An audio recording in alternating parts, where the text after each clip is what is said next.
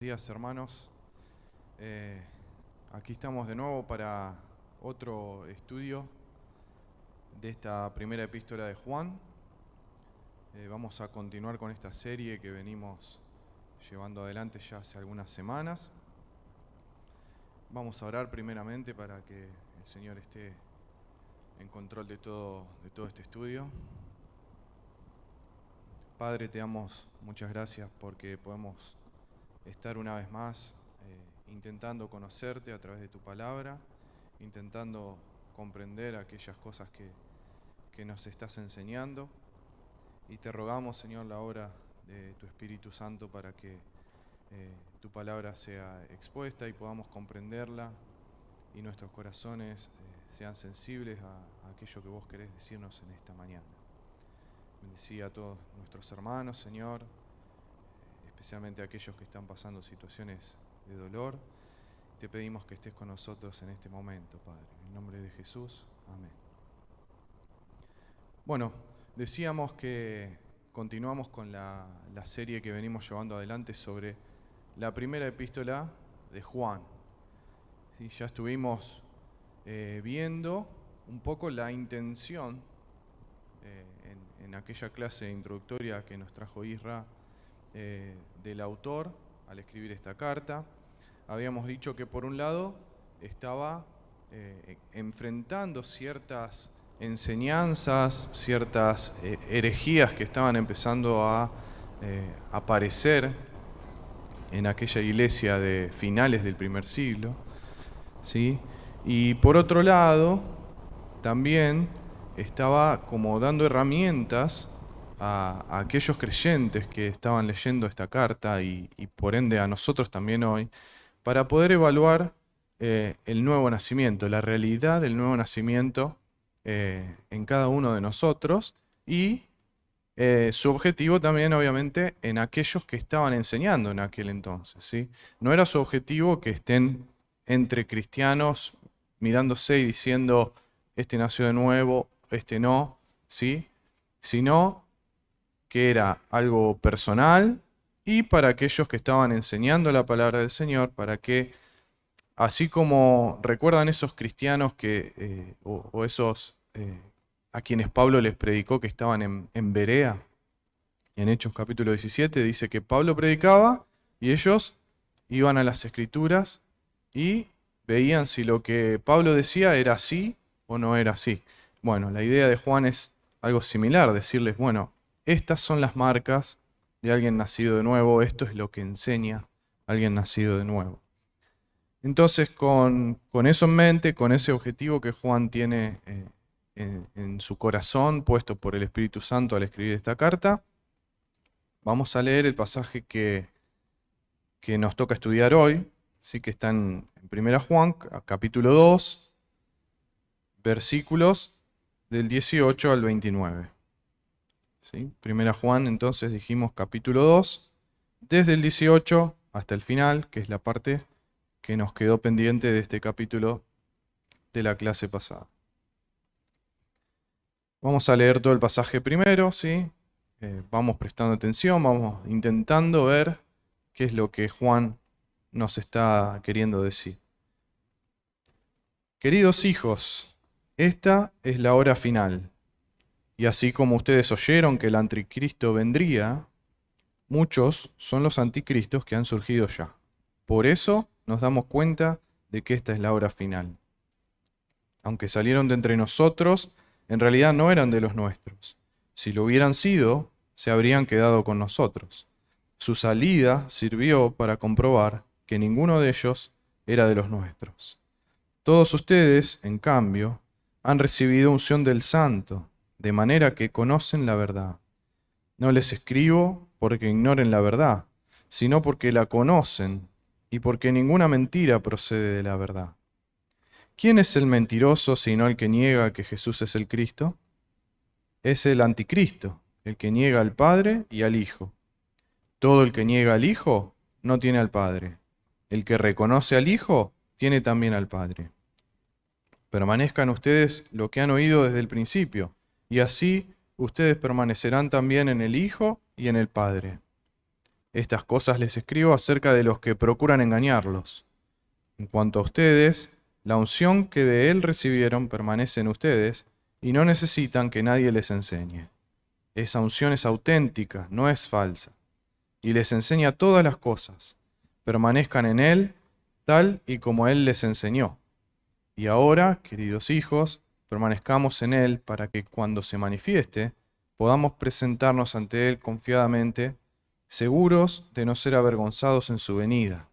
Si reconocen que Jesucristo es justo, reconozcan también que todo el que practica la justicia ha nacido de Él. Bien, hasta ahí el pasaje que vamos a estudiar hoy, ¿sí?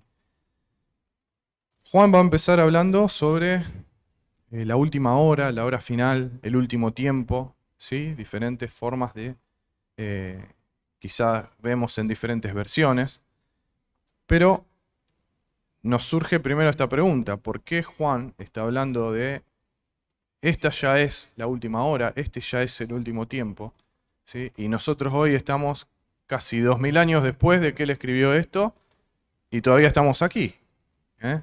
Puede surgir esa pregunta: ¿por qué Juan está hablando de el último tiempo? ¿Por qué él les está diciendo a estos discípulos del primer siglo que esta ya era la última hora? Ahora, nuestros hermanos lo vemos en varias epístolas, ¿sí? Por ejemplo aquí o en epístolas de Pablo, ¿sí? Permanentemente tenían un sentimiento de la inminencia del regreso del Señor, ¿sí? Ellos estaban convencidos y esperando, anhelando la segunda venida del Señor. Eso es una realidad, ¿sí? Por un lado tenemos ese sentimiento que hoy nosotros también deberíamos albergar en nuestros corazones, ¿sí? Saber que el Señor puede venir en cualquier momento y anhelar esa venida del Señor como su pueblo para reunirnos con Él. Pero también es cierto que cuando en la Escritura, en la Biblia, encontramos referencias a este evento, a estos últimos tiempos, a este última hora, como dicen algunas versiones, ¿sí? La Escritura se está refiriendo no a un periodo de tiempo, ¿sí? Como nosotros podríamos evaluar, ¿sí? Si a mí me dicen, bueno, esta es la última hora, quizás yo pienso, bueno, ya está, ¿sí? Es algo cortito, algo que pronto va a terminar. Sin embargo, la Biblia se refiere a esta última hora, a este último tiempo, ¿sí? Como algo relacionado al plan redentor de Dios, ¿sí? No a un periodo de tiempo como nosotros lo medimos, porque recordemos que también la palabra nos enseña que el Señor mide los tiempos en una manera completamente diferente a la que nosotros la medimos. Pero el Señor trazó un plan de redención para su creación, para la humanidad, antes de la fundación del mundo, nos dice Primera de Pedro, ¿no? Antes de la fundación del mundo, este plan ya estaba trazado y los eventos se fueron desarrollando, ¿sí? Fueron pasando, fueron sucediendo. Dios fue revelando paulatinamente a través de sus profetas, a través de todos los hombres de Dios que traían su palabra a la humanidad. Fue revelando este plan y a medida que la historia transcurría, llegamos hasta la primera venida de Cristo, ¿sí? Hasta la primera venida de Cristo. Allí Dios hace su revelación completa, podríamos decir, en la persona de Cristo, ¿sí?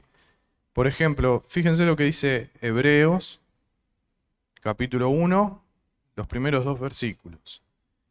Dice: Dios, que muchas veces y de varias maneras habló a nuestros antepasados en otras épocas por medio de los profetas, en estos días finales, fíjense que otra vez vuelve a dar ese concepto, en estos días finales nos ha hablado por medio de su Hijo.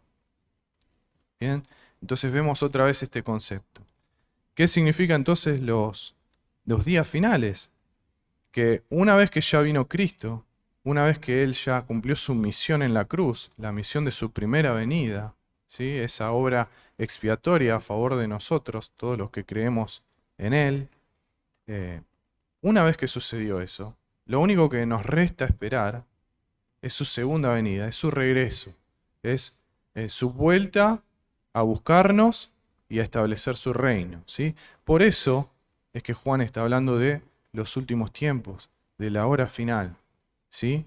Es este periodo de tiempo que no sabemos cuánto va a durar, ¿sí? Entre la primera venida de Cristo y su segunda venida. Por eso es que Juan se refiere de esta manera, ¿sí? No quiere decir que él se equivocó y que 2000 años después estamos diciendo, bueno, Juan tenía otro pensamiento. No, él está hablando en relación al plan redentor de Dios, los últimos tiempos, mientras estamos esperando la segunda venida de nuestro Señor, ya están acá. Y prosigue y dice, ustedes ya escucharon, ustedes ya saben que en estos últimos tiempos va a suceder la venida del anticristo. ¿Sí? Hemos escuchado muchas veces de esta persona, ¿sí? El anticristo. Y Juan dice, y así como ustedes escucharon, ya ahora surgieron muchos anticristos. Ahora, este anticristo es aquella persona que nosotros hemos leído quizá en el Apocalipsis como llamado la bestia, ¿sí?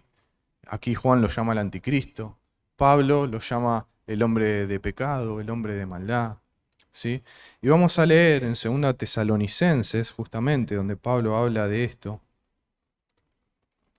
para ver de qué nos está hablando Juan también, porque él dice, ustedes ya han oído que viene el anticristo en este tiempo final. Entonces vemos que era una enseñanza de la iglesia de aquel entonces. Y Pablo, escribiendo a los tesalonicenses, en 2 Tesalonicenses capítulo 2, desde el versículo 1 dice, ahora bien, hermanos, en cuanto a la venida de nuestro Señor Jesucristo y nuestra reunión con Él, vemos que sigue hablando de esa segunda venida del Señor.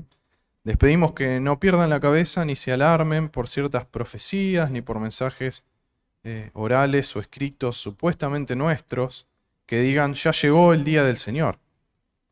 No se dejen engañar de ninguna manera, porque primero tiene que llegar la rebelión contra Dios, o la apostasía, como dicen otras versiones, y manifestarse el hombre de maldad. Aquí vemos a este personaje, ¿sí? El destructor por naturaleza. Este se opone y se levanta contra todo lo que lleva el nombre de Dios o es objeto de adoración, hasta el punto de adueñarse del templo de Dios y pretender ser Dios. ¿No recuerdan que ya les hablaba de esto cuando estaba con ustedes? Bien saben que hay algo que detiene a este hombre, a fin de que él se manifieste a su debido tiempo. Es cierto, dice Pablo también, que el misterio de la maldad o de la iniquidad, dicen otras versiones, ya está ejerciendo su poder, o ya está en marcha también, dicen otras versiones, ¿sí? Entonces, vemos este mismo concepto que Juan también está dando, ¿sí? Ustedes escucharon que viene el anticristo, ¿sí? Pablo está hablando de lo mismo, dice, había gente que les decía a los tesalonicenses, ya está, ya vino el Señor, ¿sí? Ya está, ya pasó la segunda venida. Entonces él los calma y le dice, no, ustedes saben que antes de que Él venga tiene que pasar esto. Habla de la venida de este, o la manifestación de este hombre de maldad, hombre de pecado, el mismo al que Juan llama anticristo, el mismo que leemos en Apocalipsis, como la bestia, decíamos, ¿sí? Pero les dice, pero hasta que Él venga ya está en marcha, ¿sí? Ya está en marcha este plan, llama misterio porque es un plan oculto, ¿sí? De la maldad, de la iniquidad. Y es lo mismo a lo que Juan hace referencia cuando dice, ahora ya han surgido muchos anticristos, ¿sí? Hasta que venga ese que conocemos como el anticristo, hay muchos que ya han surgido. Está en marcha este plan malvado, este plan de maldad de estos últimos tiempos. Ahora, ¿quiénes son estos anticristos entonces? ¿Sí? ¿Quiénes son? Bueno, Jesús habló de algunos falsos cristos, ¿sí? En Mateo 24, Marcos 13, cuando vemos ¿sí? Él saliendo del templo y empezando a hablar con sus discípulos sobre los últimos tiempos, que les da muchas advertencias y les dice, miren que nadie los engañe. ¿Sí? Varias veces en esos capítulos vamos a encontrar esa frase del Señor. Miren que nadie los engañe. ¿Por qué? Porque van a venir muchos en mi nombre, van a venir muchos diciendo yo soy el Cristo, o allá está el Cristo, acá está el Cristo. ¿Sí? Entonces, estos anticristos hacen la misma referencia a esas personas que el Señor estaba hablando en aquel entonces durante su ministerio en la tierra. ¿Sí? Falsos cristos, sustitutos o gente que se opone a Cristo. Y otros apóstoles también advirtieron sobre el surgimiento de personas dentro de las mismas congregaciones que iban a intentar arrastrar a los discípulos del verdadero evangelio. ¿Sí? Vamos a leer algunos pasajes. ¿Sí? Vamos a ir rapidito. Después pueden anotarse si quieren las citas para verlo con más tiempo. Tenemos, por ejemplo, Pablo le escribe a Timoteo en 2 Timoteo capítulo 3 y le dice, ahora bien, ten en cuenta que en los últimos días vendrán tiempos difíciles. La gente estará llena de egoísmo y avaricia. Serán jactanciosos, arrogantes, blasfemos, desobedientes a los padres, ingratos, impíos, insensibles, implacables, calumniadores, libertinos, despiadados, enemigos de todo lo bueno, traicioneros, impetuosos, vanidosos y más amigos del placer que de Dios. Fíjense esto, aparentarán ser piadosos, pero su conducta desmentirá el poder de la piedad. Con esta gente ni te metas, le dice Pablo a Timoteo. ¿Sí? Entonces vemos gente aparentando piedad, ¿sí? Aparentando una vida con Dios, sin embargo, con todas esas conductas que leímos, negando, por otro lado, esa apariencia de piedad. En la primera carta a Timoteo, Pablo también le va a decir en el capítulo 4, el Espíritu dice claramente que en los últimos tiempos algunos abandonarán la fe para seguir inspiraciones engañosas y doctrinas diabólicas. Tales enseñanzas provienen de embusteros hipócritas que tienen la conciencia encallecida. ¿Sí? Acá vemos más orientado a gente enseñando doctrina falsa, doctrina engañosa, doctrina diabólica, dice, ¿sí? Y los llama embusteros hipócritas. Muestran algo, pero por detrás hay otra cosa, ¿sí? La realidad es otra.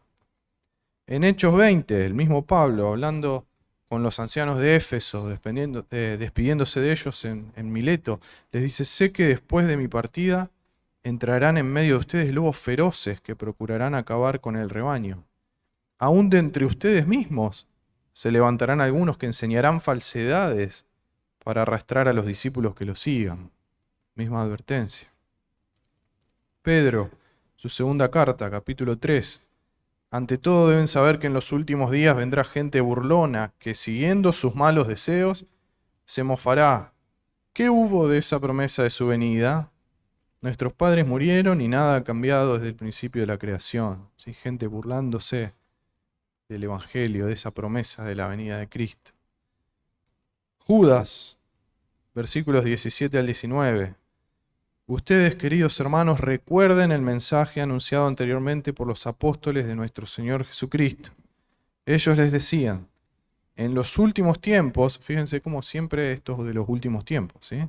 En los últimos tiempos habrá burladores que vivirán según sus propias pasiones impías. Estos son los que causan divisiones y se dejan llevar por sus propios instintos, pues no tienen el Espíritu.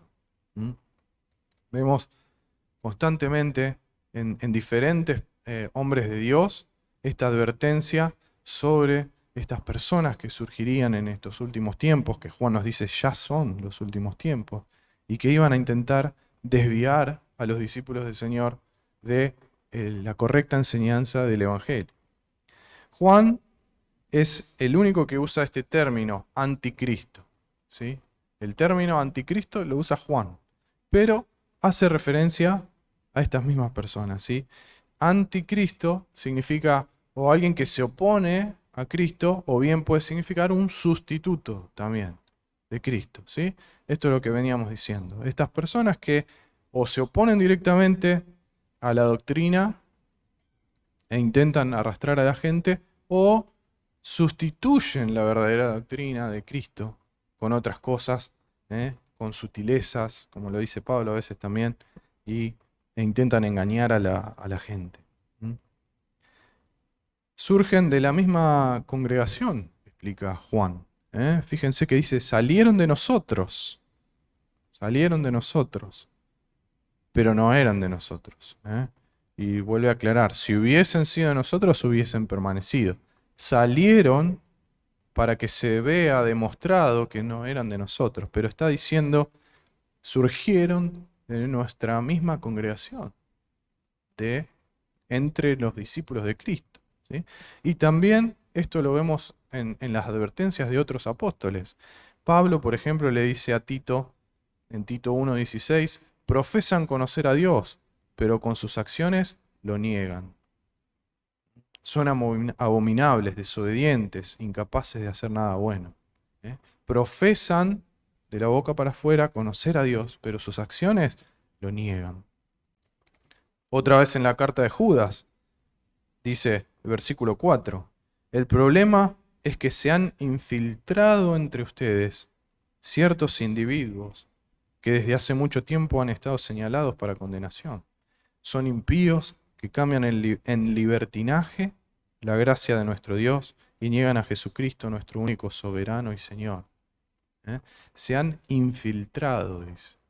Una infiltración justamente es algo que está mezclado, algo que es difícil a veces de reconocer.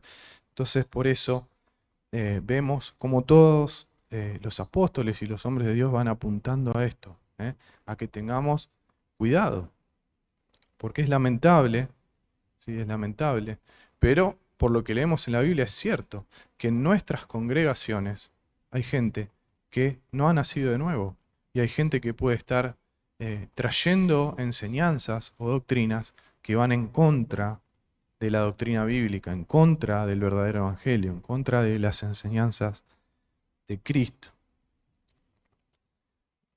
Entonces, Juan va a advertir a nuestros hermanos sobre el peligro de estas enseñanzas que son contrarias a la verdad del evangelio.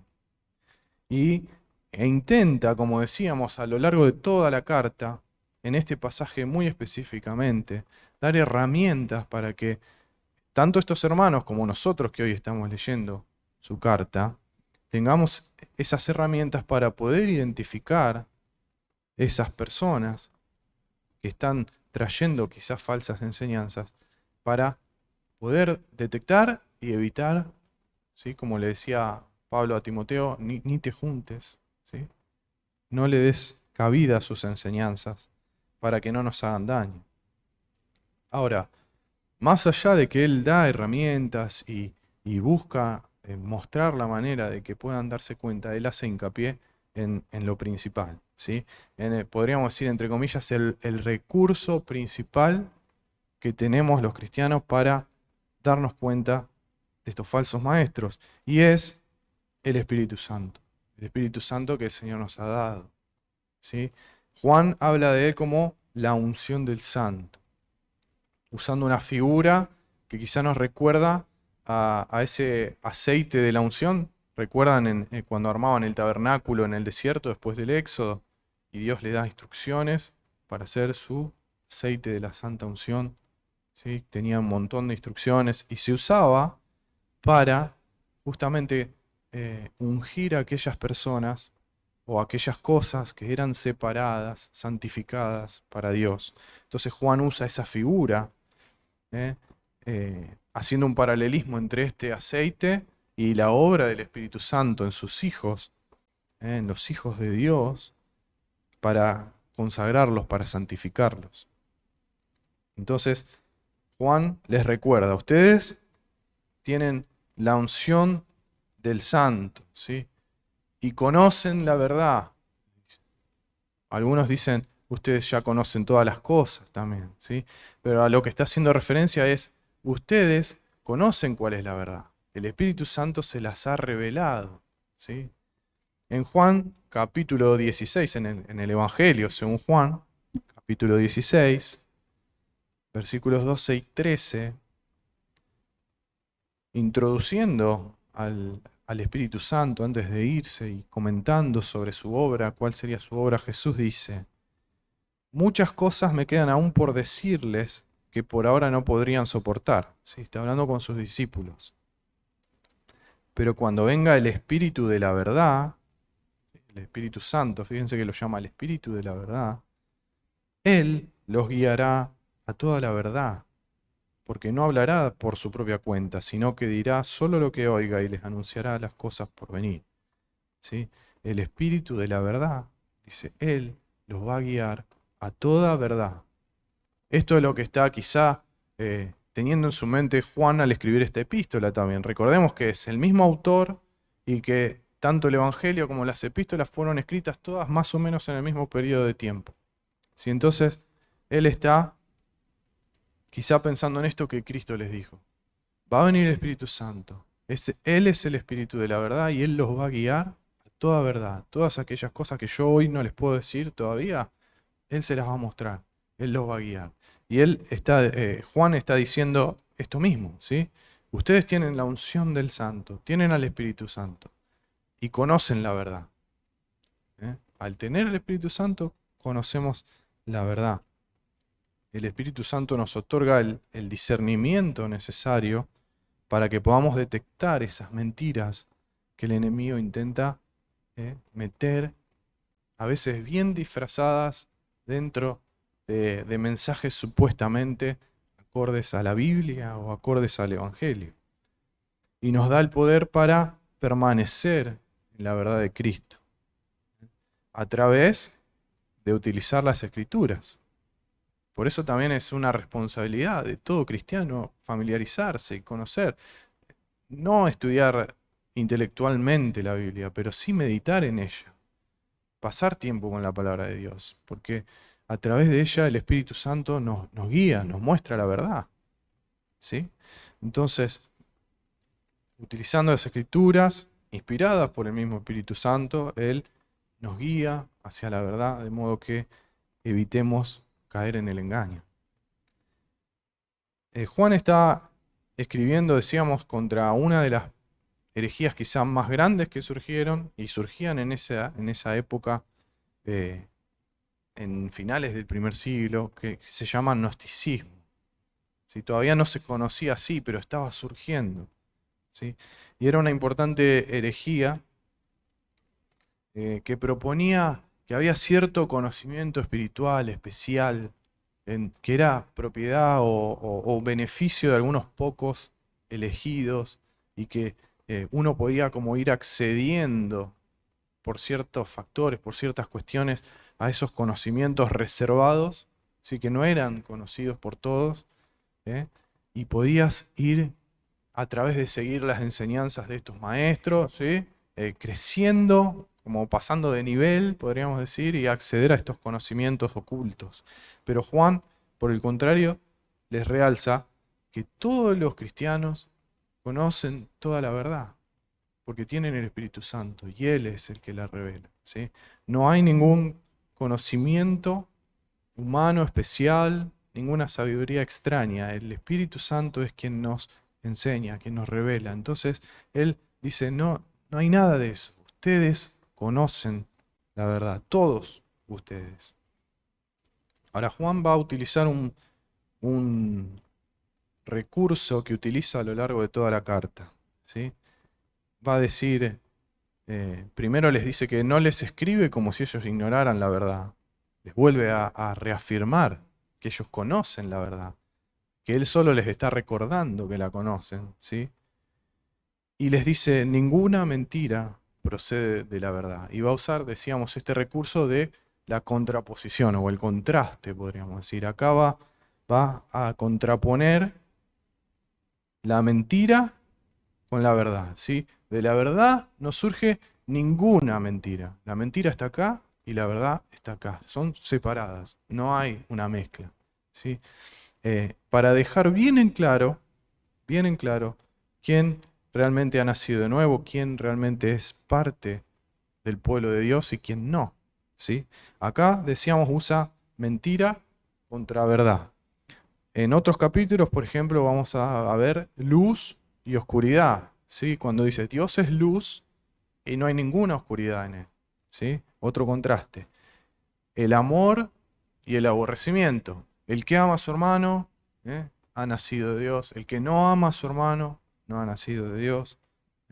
Los hijos de Dios y los hijos del diablo. Él va todo el tiempo a estar haciendo este contraste entre una cosa y otra, mostrando que claramente, ¿sí? hay dos reinos, hay dos cuestiones bien separadas. Y acá utiliza, decíamos, la verdad y la mentira. En la verdad no hay ninguna mentira puede proceder de la verdad.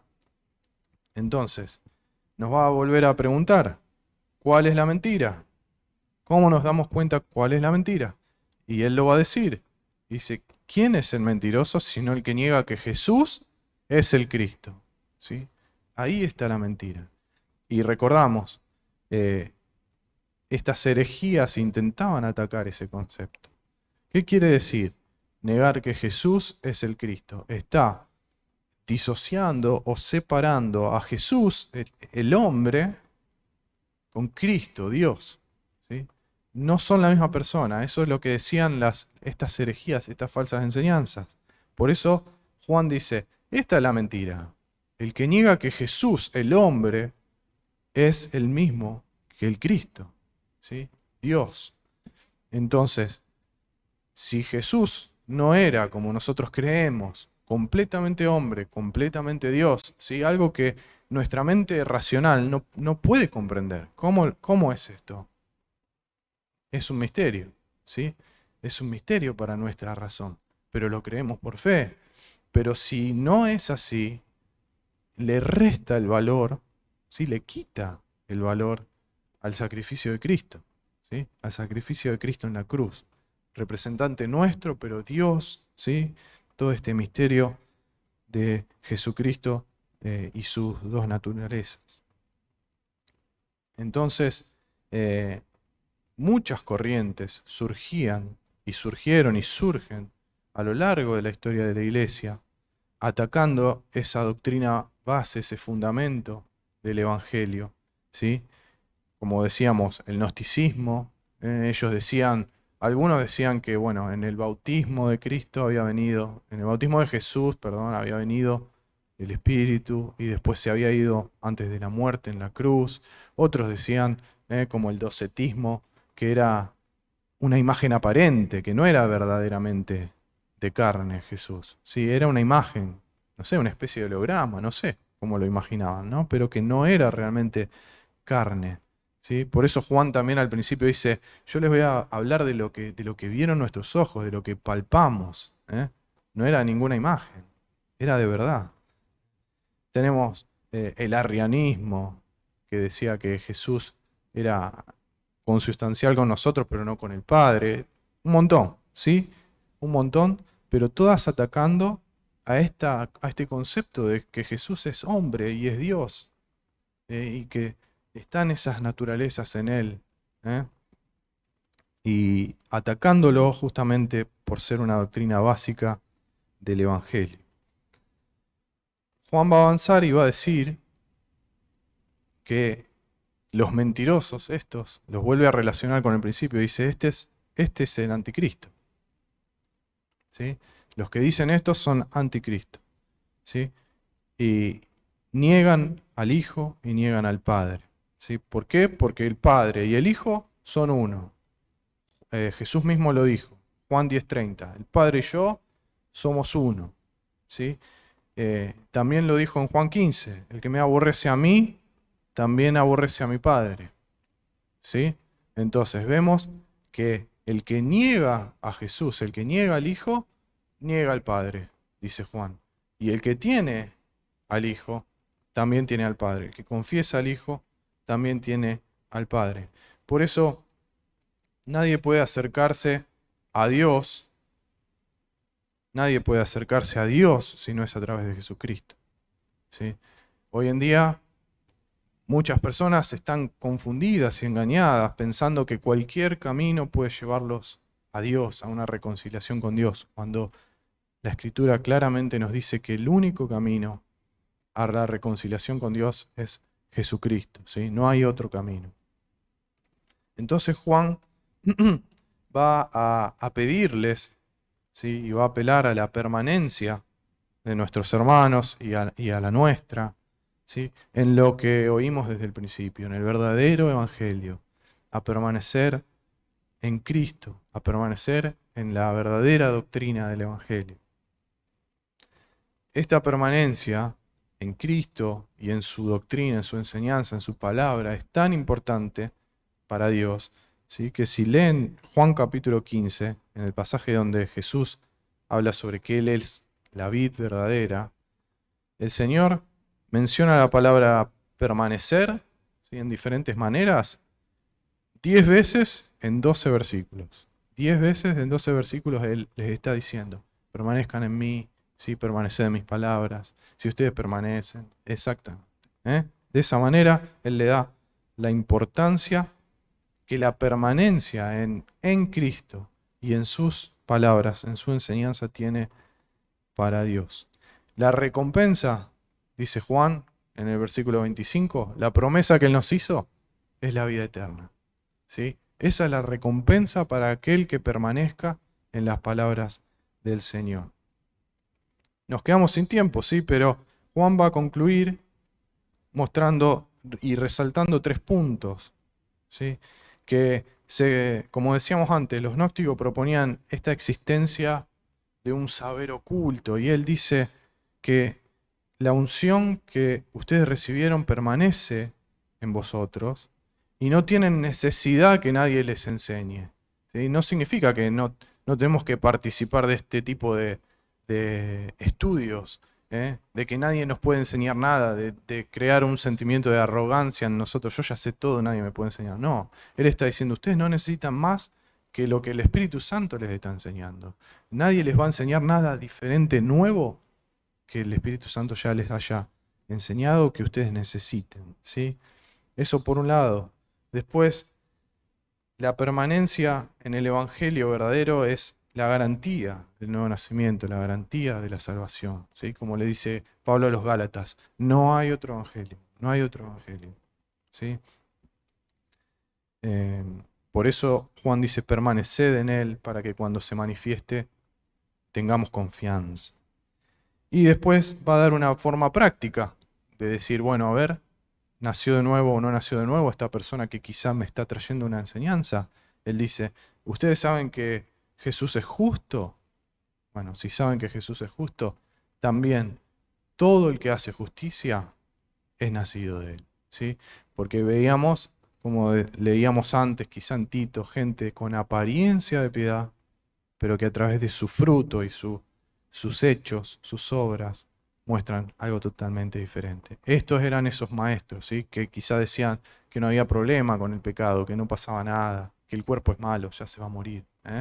Entonces Juan, una vez más en este pasaje, nos da herramientas para que veamos y estemos atentos, ¿sí? Así que su exhortación permanece. Estemos atentos, permanezcamos en las palabras de Cristo, permanezcamos en Él para evitar el engaño y para evaluar nuestras vidas, cómo estamos, ¿sí? ¿De qué lado de ese contraste estamos cayendo hoy, ¿sí? Oramos. Padre, gracias por tu palabra. Te rogamos que hables a nuestros corazones, cada uno según sea tu voluntad, Señor, para que podamos aprender lo que vos quisiste enseñarnos hoy, Señor. Muchas gracias y te pedimos que te quedes con nosotros en todo este culto, Señor. En el nombre de Jesús, amén.